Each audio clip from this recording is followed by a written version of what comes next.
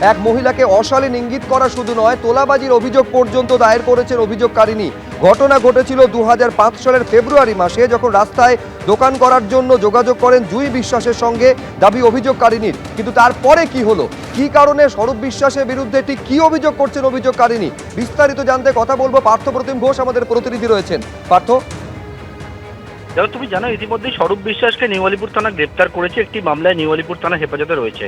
হেফাজতে থাকাকালীন অবস্থাতেই এক মহিলা, তিনি অভিযোগ করেছেন, রিজেন্ট পার্কের বাসিন্দা, যে গত বছর ফেব্রুয়ারি মাসে, অর্থাৎ 2025 ফেব্রুয়ারি মাসে স্বরূপ বিশ্বাসের বিরুদ্ধে কিন্তু তোলাবাজি এবং অশালীন ইঙ্গিতের অভিযোগ।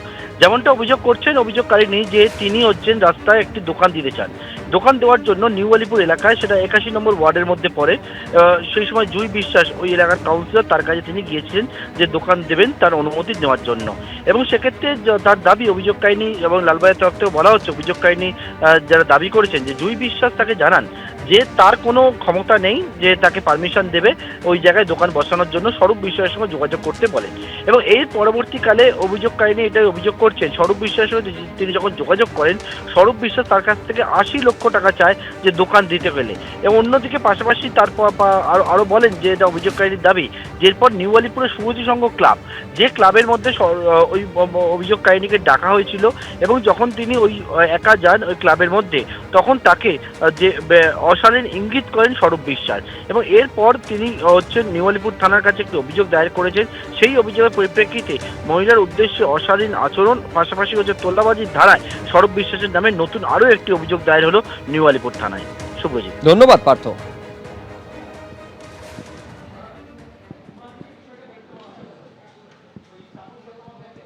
আপনারা জানেন যে ভাঙড় বিস্ফোরণ কাণ্ডে ইতিমধ্যে গ্রেফতার করা হয়েছে প্রাক্তন তৃণমূল বিধায়ক শওকত মোল্লাকে। এবার এই মামলায় চার্জশিট জমা দিল এনআইএ।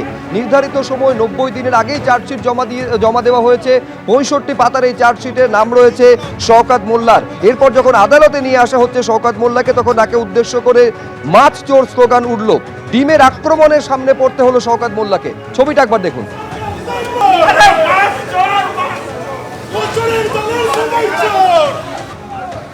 তখন দেখা যাচ্ছে ডিম ছড়া হচ্ছে।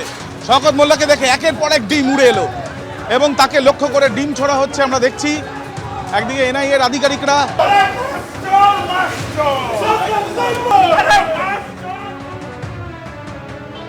শওকত মোল্লাকে গ্রেপ্তার করেছিল এনআইএ। ইতিমধ্যে তাকে আদালতে নিয়ে আসা হচ্ছে।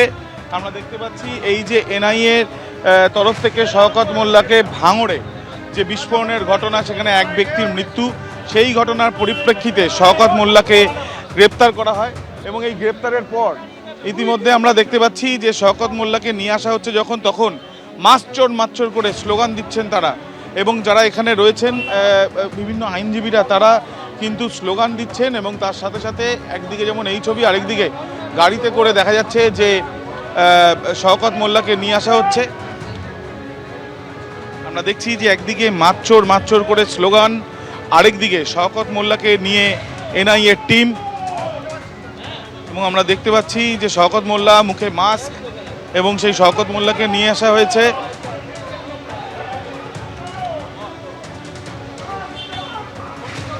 দেখা যাচ্ছে শওকত মোল্লাকে নিয়ে আসা হয়েছে ভাঙড়ের বিস্ফোরণের ঘটনায়।